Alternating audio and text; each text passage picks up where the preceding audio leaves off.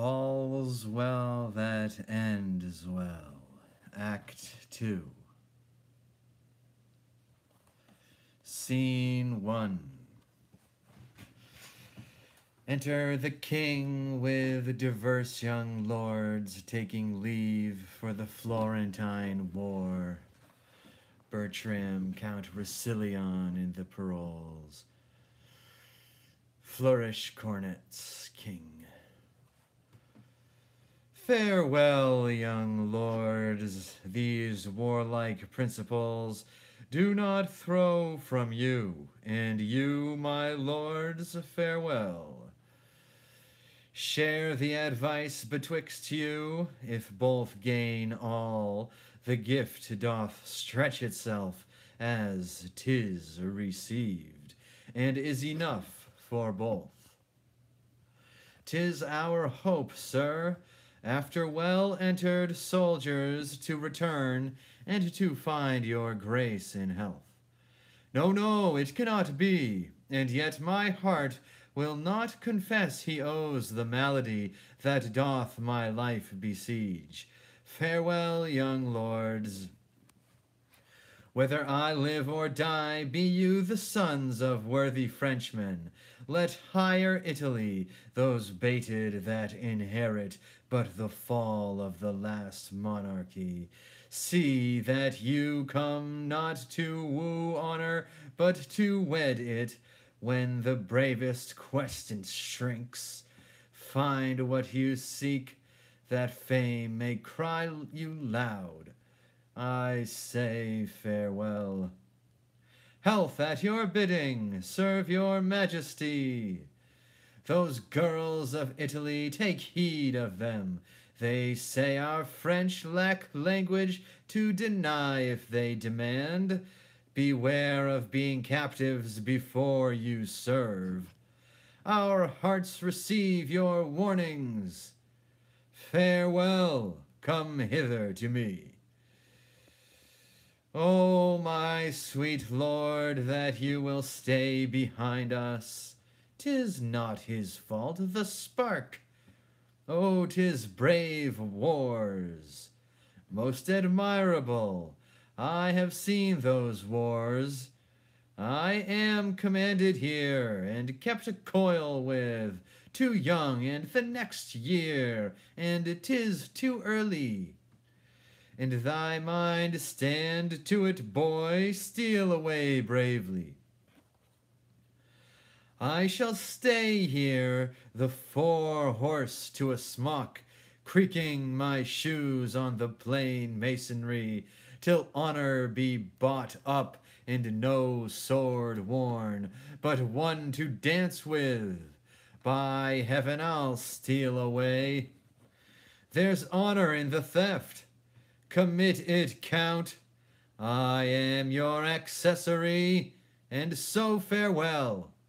I grow to you, and our parting is a tortured body. Farewell, Captain, sweet Monsieur Paroles, noble heroes, my sword and yours are kin. Good sparks and lustrous a word, good metals, you shall find in the regiment of the Spinney one Captain Spurio, with his cicatrice, an emblem of war, here on his sinister cheek. It was this very sword entrenched it.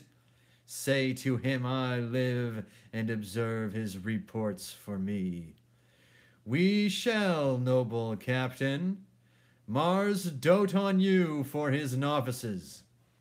What will ye do? Stay the king. Use a more spacious ceremony to the noble lords. You have restrained yourself within the list of too cold an adieu.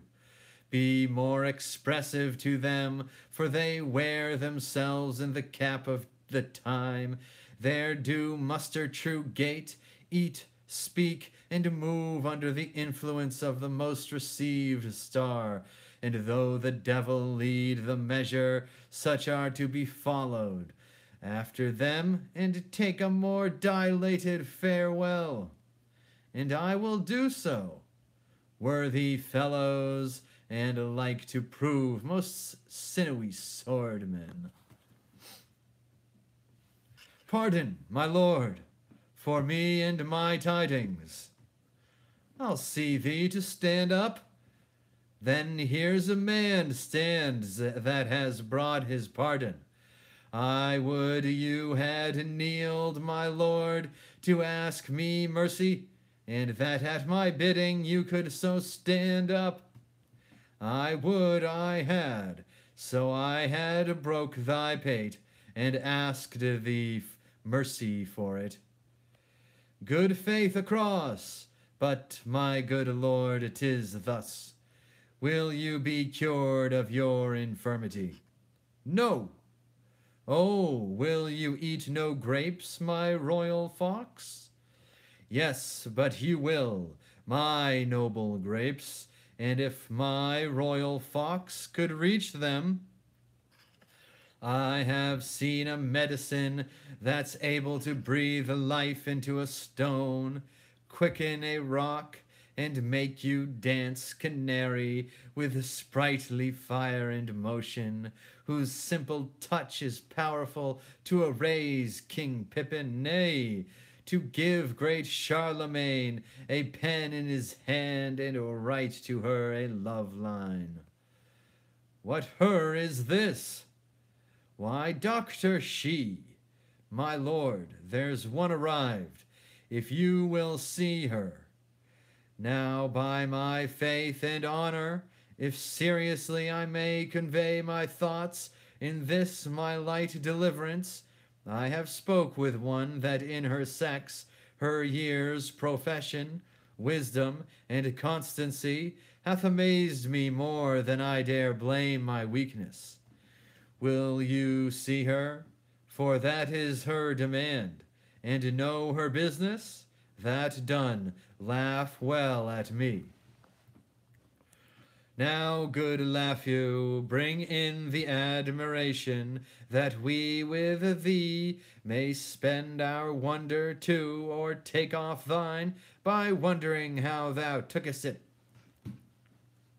Nay, I'll fit you, and not be all day neither. Thus he is special, nothing ever prologues. Nay, come your ways. This haste hath wings indeed. Nay, come your ways. This is his majesty. Say your mind to him. A traitor you do look like, but such traitors his majesty seldom fears. I am Cressid's uncle, that dare leave two together. Fare you well. Now, fair one, does your business follow us? My good lord, Gerard de Narbon was my father. In what he did profess, well found. I knew him.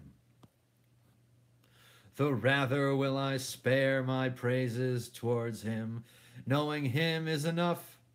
On the bed of death many receipts he gave me, chiefly one, which as the dearest issue of his practice, and of his old experience the only darling, he bade me store up as a triple eye, safer than mine own too, more dear. I have so, and hearing your high majesty is touched with that malignant cause wherein the honor of my dear father's gift stands chief in power, I come to tender it, and my appliance, with all bound humbleness. We thank you, maiden, but may not be so credulous of cure when our most learned doctors leave us, and the congregated college have concluded that laboring art can never ransom nature from her inedible estate. I say we must not so stain our judgment or corrupt our hope, to prostitute our past cure malady to empirics, or to dissever so our great self and our credit to esteem, a senseless help when help past sense we deem. My duty then shall pay me for my pains. I will no more enforce mine office on you, humbly entreating from your royal thoughts a modest one to bear me back again. I cannot give thee less to be called grateful. Thou thoughtest to help me, and such thanks I give, as one near death to those that wish him live. But what at full I know, thou knowest no part, I knowing all my peril, thou no art. What I can do no hurt to try, since you set up your rest against remedy.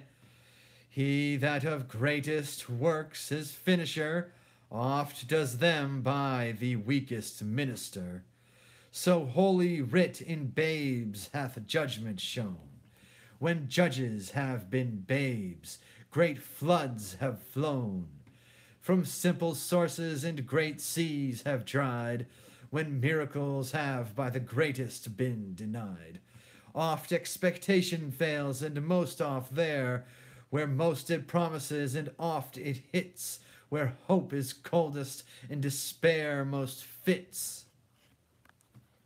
I must not hear thee. Fare thee well, kind maid. Thy pains, not us, must by thyself be paid. Prefers not to reap thanks for their reward. Inspired merit so by breath is barred. It is not so with him that all things knows, as 'tis with us that square our guess by shows. But most it is presumption in us when, the help of heaven, we count the act of men. Dear sir, to my endeavors give consent. Of heaven, not me, make an experiment. I am not an imposture that proclaim myself against the level of mine aim. But know I think, and think I know most sure, my art is not past power, nor you past cure. Art thou so confident? Within what space hoppest thou my cure? The greatest grace lending grace, ere twice the horses of the sun shall bring their fiery torture his diurnal ring, ere twice in murk and occidental damp moist Hesperus hath quenched her sleepy lamp. Or 24 times the pilot's glass hath told the thievish minutes how they pass. What is infirm from your sound parts shall fly, health shall live free, and sickness freely die. Upon thy certainty and confidence, what darest thou venture? Tax of impudence, a strumpet's boldness, a divulged shame, traduced by odious ballads my maiden's name, seared otherwise, nay worse of worst, extended with vilest torture, let my life be ended. Methinks in thee some blessed spirit doth speak, his powerful sound within an organ weak. And what impossibility would slay in common sense saves another way. Thy life is dear for all that life can rate, worth name of life in thee hath estimate. Youth, beauty, wisdom, courage, all that happiness and prime can happy call. Thou this to hazard needs must intimate, skill infinite or monstrous desperate. Sweet practicer, thy physic I will try, that ministers thine own death if I die. If I break time or flinch in property, of what I spoke unpitied let me die, and well deserved, not helping death's my fee. But if I help, what do you promise me? Make thy demand, but will you make it even?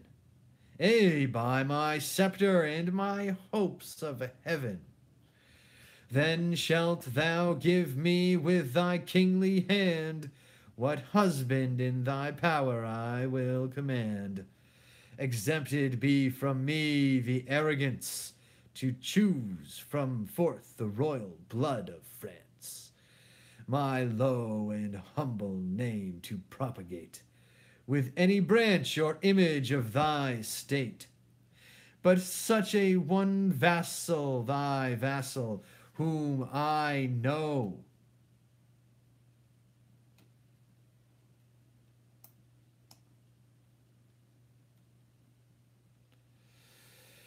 But such a one thy vassal, whom I know is free for me to ask thee to bestow.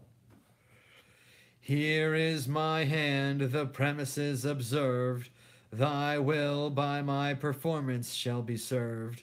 So make the choice of thy own time, for I, thy resolved patient, on thee still rely.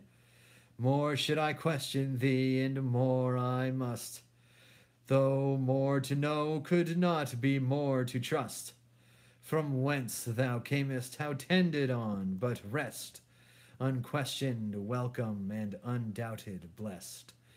Give me some help here, ho, if thou proceed as high as word, my deed shall match thy deed.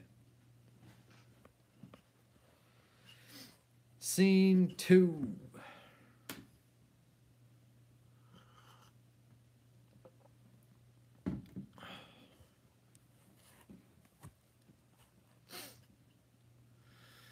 Come on, sir. I shall now put you to the height of your breeding. I will show myself highly fed and lowly taught. I know my business is but to the court. To the court? Why, what place make you special, when you put off that with such contempt, but to the court? Truly, madame, if God have lent me a man any manners, he may easily put it off at court. He that cannot make a leg, put off's cap, kiss his hand, and say nothing, has neither leg, hands, lip, nor cap, and indeed such a fellow, to say precisely, were not for the court, but for me. I have an answer will serve all men. Marry, that's a bountiful answer that fits all questions. It is like a barber's chair that fits all buttocks. The pin buttock, the quatch buttock, the brawn buttock, or any buttock. Will you answer serve fit to all questions?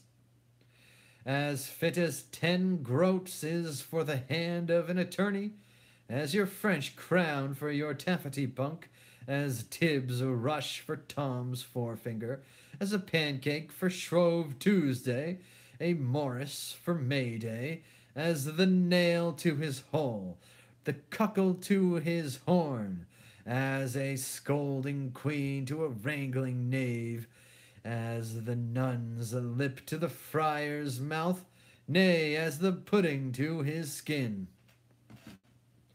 Have you, I say, an answer of such fitness for all questions?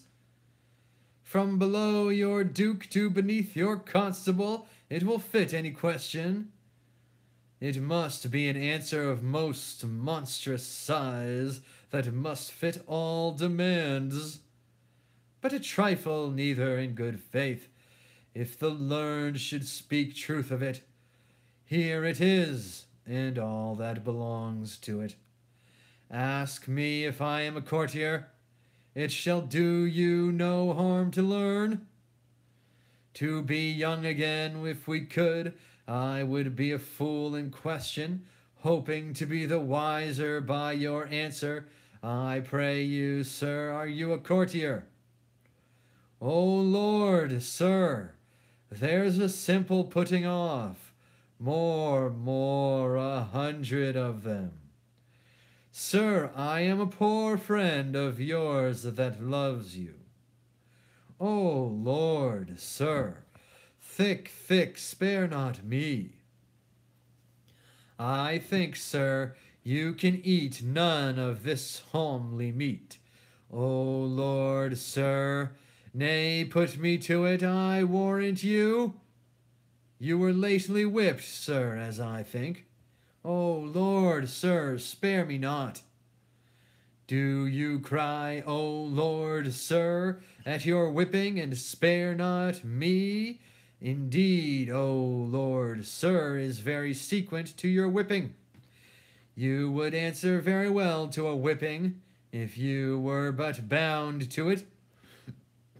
I never had worse luck in my life in the O Lord, sir.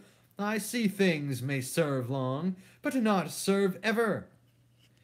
I play the noble huswife with the time, to entertain it so merrily with a fool. O Lord, sir, why there it serves well again. An end, sir, to your business. Give Helen this, and urged her to a present answer back. Commend me to my kinsman and my son. This is not much. Not much commendation to them. Not much employment for you. You understand me? Most fruitfully, I am there before my legs. Haste you again.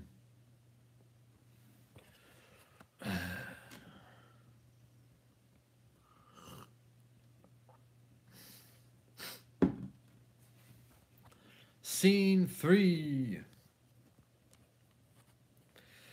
Enter Count Lafou and Perrault.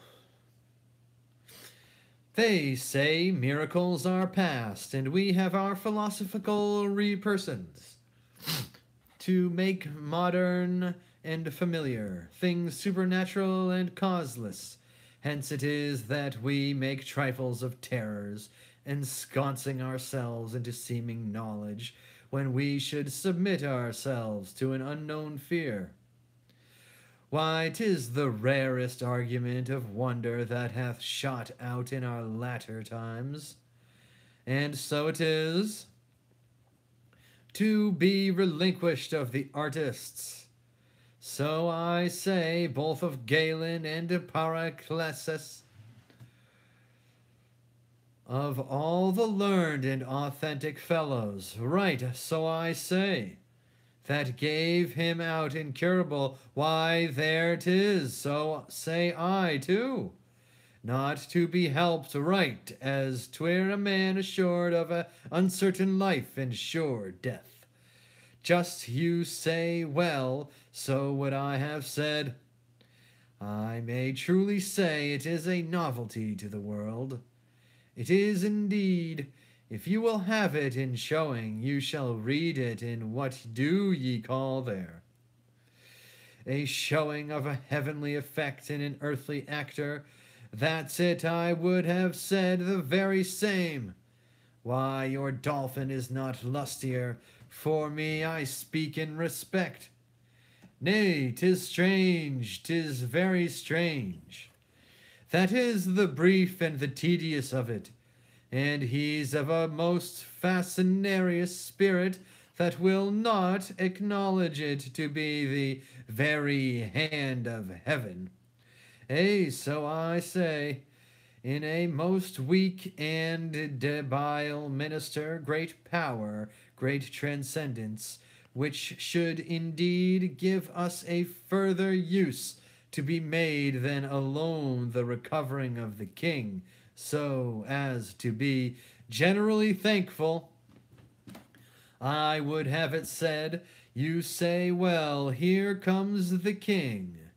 Lustig, as the Dutchman says, I'll like a maid the better willest I have a tooth in my head.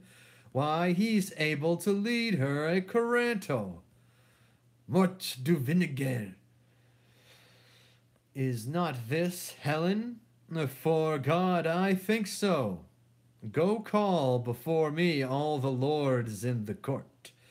Sit my preserver by thy patient's side, and with this healthful hand, whose banished sense thou hast repealed a second time, receive the confirmation of my promised gift, which but attends thy naming. Fair maid, send forth thine eye. This youthful parcel of noble bachelors stand at my bestowing, over whom both sovereign power and father's voice I have to use. Thy frank election make, thou hast power to choose, and they none to forsake. To each of you one fair and virtuous mistress fall, when love please, marry to each but one. I'd give Bay Curtal and his furniture.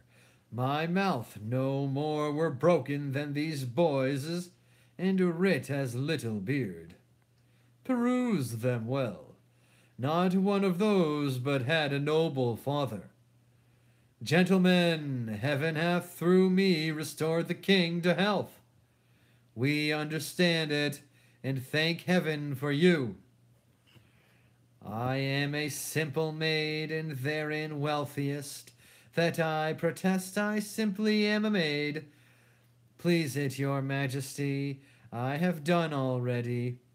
The blushes in my cheeks thus whisper me, we blush that thou shouldest choose, but be refused. Let the white death sit on thy cheek forever. We'll never come there again. Make choice and see, who shuns thy love, shuns all his love in me. Now, Dian, from thy altar do I fly, and to imperial love, that God most high, do my sighs stream. Sir, will you hear my suit? And grant it. Thanks, sir, all the rest is mute. I had rather be in this choice than throw Ames ace for my life. The honor, sir, that flames in your fair eyes, before I speak to threateningly replies. Love make your fortunes 20 times above her that so wishes and her humble love. No better, if you please, my wish receive, which great love grant, and so I take my leave. Do all they deny her, and they were sons of mine? I'd have them whipped, or I would send them to the Turk to make eunuchs of.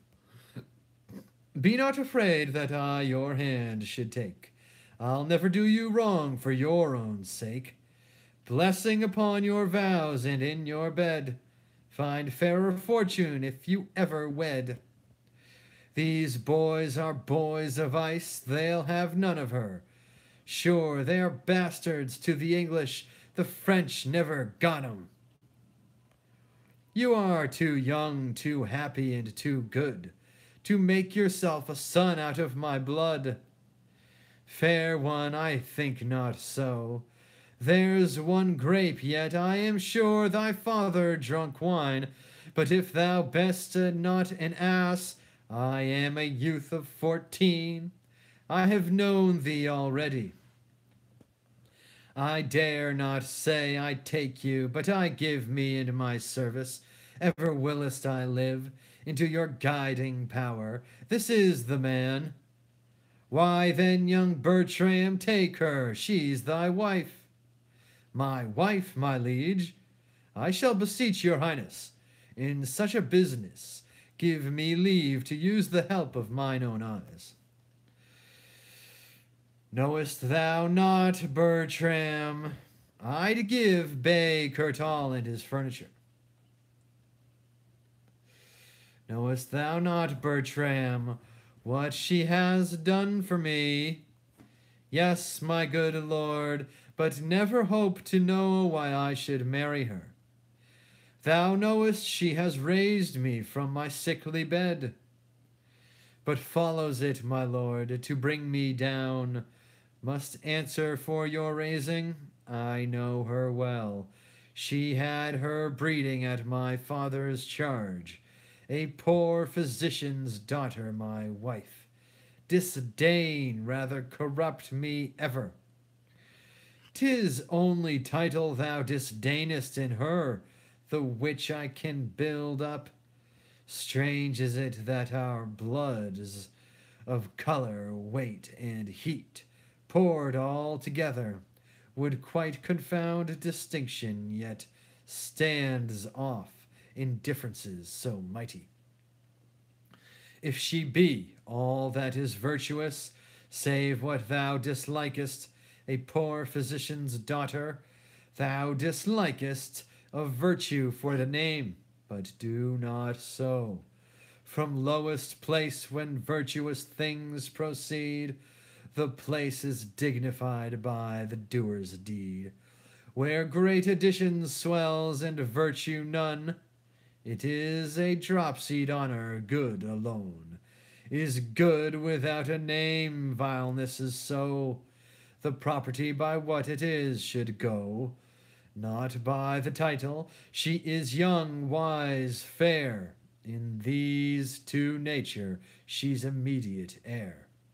And these breed honor, that is honor's scorn, which challenges itself as honor's born, and is not like the sire. Honors thrive when rather from our acts we them derive, than our foregoers the mere words a slave, debauched on every tomb, on every grave, a lying trophy, and as oft is dumb, where dust and damned oblivion is the tomb. Of honored bones indeed what should be said, if thou canst like this creature as a maid, I can create the rest. Virtue and she is her own dower, honor and wealth from me. I cannot love her, nor will strive to do it. Thou wrongest thyself, if thou shouldst strive to choose. That you are well restored, my lord, I'm glad. Let the rest go. My honor's at the stake, which to defeat I must produce my power. Here, take her hand, proud, scornful boy, unworthy this good gift, that dost in vile misprision shackle up my love and her desert, that canst not dream. We poising us in her defective scale shall weigh thee to the beam, that wilt not know. It is in us to plant thine honor where we please to have it grow. Check thy contempt. Obey our will, which travails in thy good. Believe not thy disdain, but presently do thine own fortunes that obedient right, which both thy duty owes and our power claims. Or I will throw thee from my care forever into the staggers and the careless lapse of youth and ignorance, both my revenge and hate losing upon thee. In the name of justice, without all terms of pity, speak thine answer. Pardon, my gracious lord, for I submit my fancy to your eyes.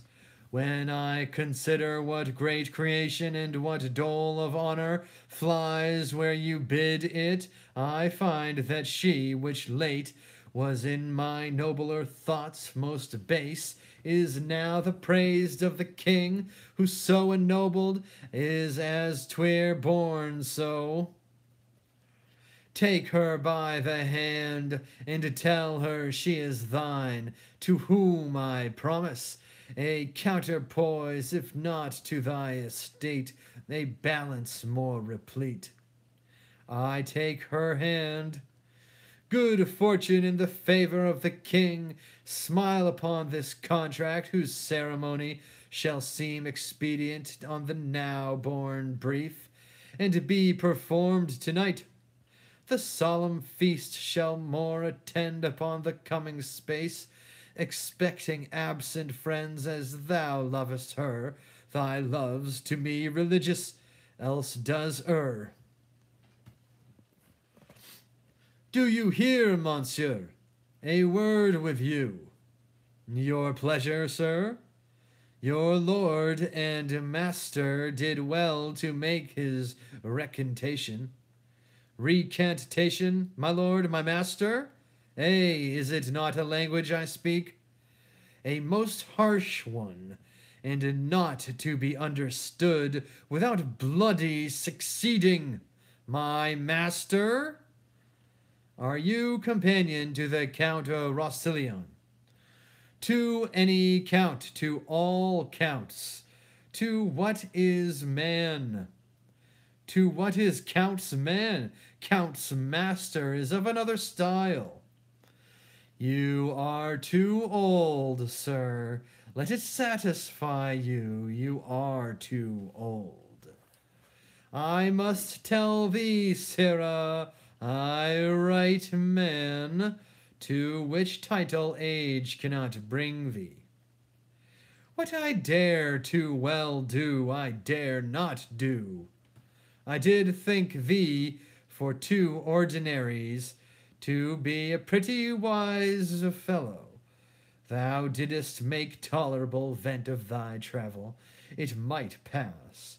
Yet the scarfs and the bannerets about thee did manifoldly dissuade me from believing thee a vessel of too great a burthen.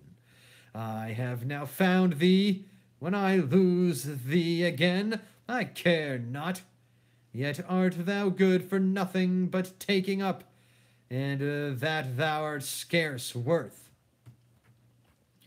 Hadst thou not the privilege of antiquity upon thee, do not plunge thyself too far in anger, lest thou hasten thy trial, which if Lord have mercy on thee for a hen, so my good window of lattice fare thee well. Thy casement I need not open, for I look through thee. Give me thy hand. My lord, you give me most egregious indignity. With all my heart, and thou art worthy of it. I have not, my lord, deserved it. Yes, good faith, every dram of it, and I will not bate thee a scruple. Well, I shall be wiser, even as soon as thou canst, for thou hast pulled out a smack at the contrary. If ever thou hast bound in thy scarf and beaten, thou shalt find what it is to be proud of thy bondage. I have a desire to hold my acquaintance with thee, or rather my knowledge, that I may say in the default, he is a man I know. My lord, you do me most insupportable vexation. I would it were hell pains for thy sake, and my poor doing eternal. For doing I am past, as I will live by thee, in what motion age will give me leave. Well, thou hast a son shall take this disgrace off me. Scurvy, old, filthy, scurvy lord. Well, I must be patient. There is no fettering of authority. I'll beat him, by my life, if I can meet him with any convenience. And he were double and double a lord, I'll have no more pity of his age than I would have of I'll beat him, and if I could but meet him again. Sirrah, your lord and master's married, there's news for you. You have a new mistress. I most unfeignedly beseech your lordship to make some reservation of your wrongs, He is my good lord, whom I serve above is my master. Who, God? Ay, sir, the devil it is that's thy master. Why dost thou garter up thy arms of this fashion? Dost make hose of thy sleeves? Do other servants so? Thou wert best set thy lower part where thy nose stands. By mine honour, if I were but 2 hours younger, I'd beat thee. Methinkest thou art a general offence, and every man should beat thee. I think thou wast created for men to breathe themselves upon thee. This is hard and undeserved measure, my lord. Go to, sir. You were beaten in Italy for picking a kernel out of a pomegranate. You are a vagabond and no true traveller. You are more saucy with lords and honourable personages than the commission of your birth and virtue gives you heraldry. You are not worth another word, else I'd call you knave. I'll leave you. Good, very good, it is so then. Good, very good, let it be concealed a while. Undone and forfeited to cares forever. What's the matter, sweetheart? Although before the solemn priest I have sworn I will not bed her. What, sweetheart? Oh, my paroles, they have married me. I'll to the Tuscan wars, and never bed her. France is a dog-hole, and it no more merits the tread of a man's foot. To the wars. There's letters from my mother. What the import is I know not yet. That would be known. To the wars, my boys, to the wars. He wears his honour in a box unseen, that hugs his kicky-wicky here at home, spending his manly morrow in her arms, which should sustain the bound and high curvet of Mars's fiery steed to other regions. France is a stable, we that dwell in it jades, therefore to the war. It shall be so. I'll send her to my house, acquaint my mother with my hate to her, and wherefore I am fled, write to the king, that which I durst not speak, his present gift shall furnish me to those Italian fields, where noble fellows strike. Wars is no strife to the dark house and the detested wife. Will this capriccio hold in thee, art sure? Go with me to my chamber and advise me. I'll send her straight away tomorrow.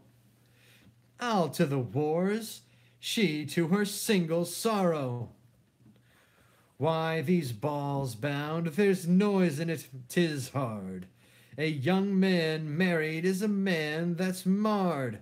Therefore away, and leave her bravely. Go, the king has done you wrong, but hush, 'tis so. Scene 4. My mother greets me kindly. Is she well? She is not well, but yet she has her health. She is very merry, but yet she is not well. But thanks be given, she's very well, and wants nothing in the world, but yet she is not well.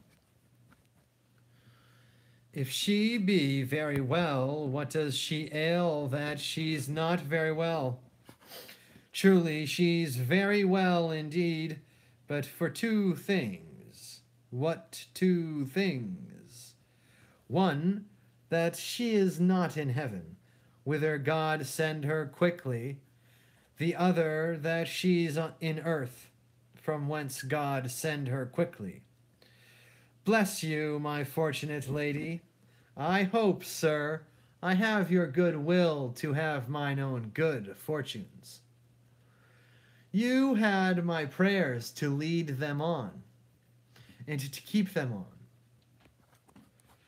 Have them still. Oh, my knave, how does my old lady? So that you had her wrinkles and I her money, I would she did as you say. Why, I say nothing. Mary, you are the wiser man, for many a man's tongue shakes out his master's undoing.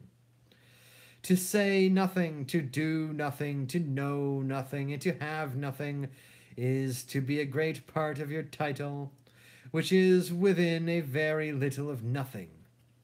Away, thou art a knave. You should have said, sir, before a knave thou'rt a knave. That's before me thou'rt a knave. This had been the truth, sir. Go to, thou art a witty fool. I have found thee.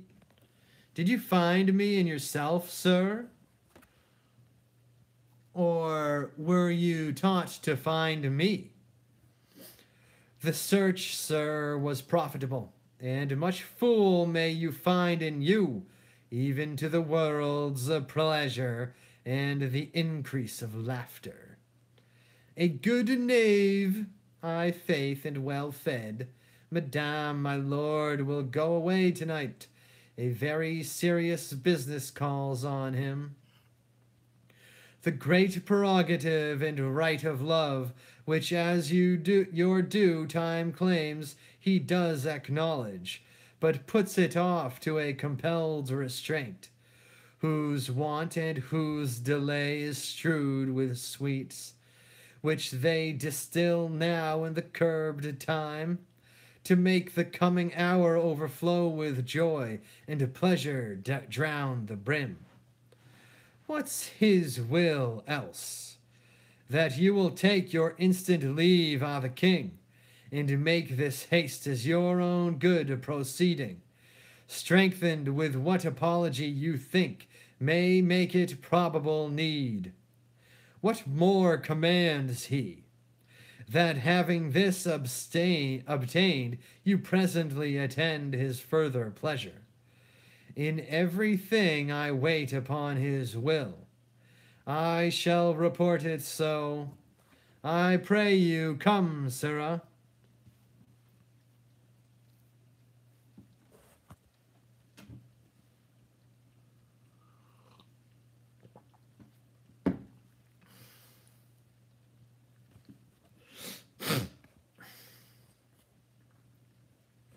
Scene 5. But I hope your lordship thinks not him a soldier. Yes, my lord, and of a very valiant a proof. You have it from his own deliverance, and by other warranted testimony. Then my dial goes not true. I took this lark for a bunting. I do assure you, my lord, he is very great in knowledge, and accordingly valiant. I have then sinned against his experience, and transgressed against his valor, and in my state that way is dangerous, since I cannot yet find in my heart to repent. Here he comes. I pray you make us friends. I will I will pursue the amity. These things shall be done, sir. Pray you, sir, who's his tailor? Sir, oh, I know him well. Aye, sir, he, sir, is a good workman, a very good tailor. Is she gone to the king? She is. Will she away tonight? As you'll have her. I have writ my letters, casketed my treasure, given order for our horses, and tonight, when I should take possession of the bride, and ere I do begin.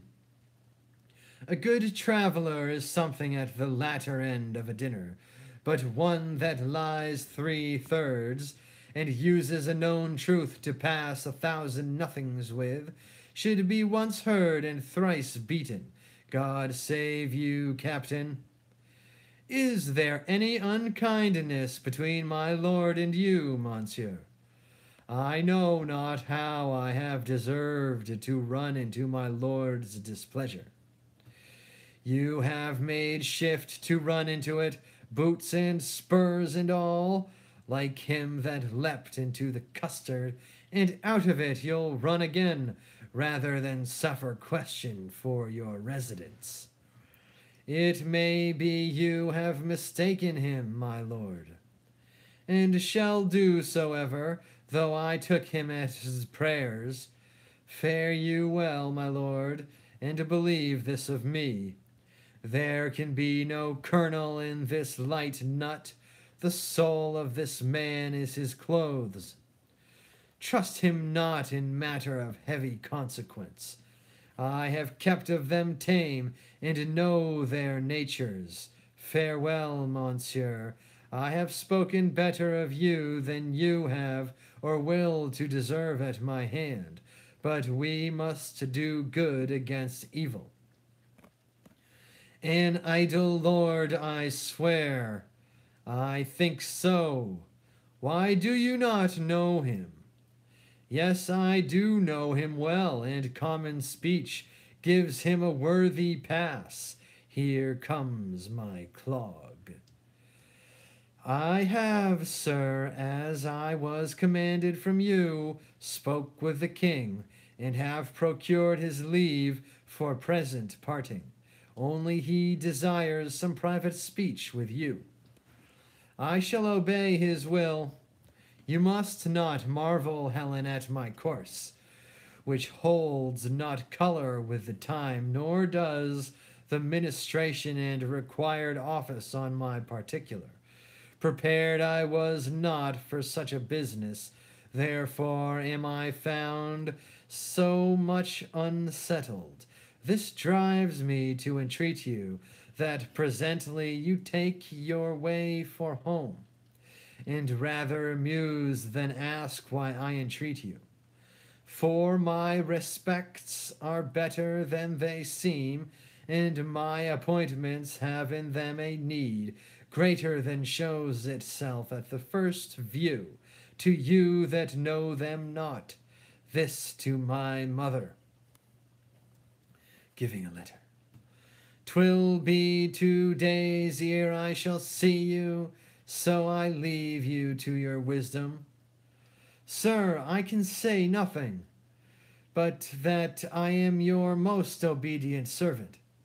Come, come, no more of that. And ever shall with true observance seek to eke out that wherein toward me my homely stars have failed to equal my great fortune. Let that go. My haste is very great. Farewell, hie home. Pray, sir, your pardon. Well, what would you say? I am not worthy of the wealth I owe, nor dare I say 'tis mine, and yet it is. But like a timorous thief, most fain would steal what law does vouch mine own. What would you have? Something, and scarce so much, nothing indeed. I would not tell you what I would, my lord. Faith, yes, strangers and foes do sunder and not kiss. I pray you stay not, but in haste to horse. I shall not break your bidding, good my lord. Where are my other men, monsieur? Farewell. Go thou toward home, where I will never come. Whilst I can shake my sword or hear the drum. Away and for our flight. Bravely, Coragio. End of Act 2. Praise God, Jesus Christ, Jai Rastafari. Bless William Shakespeare.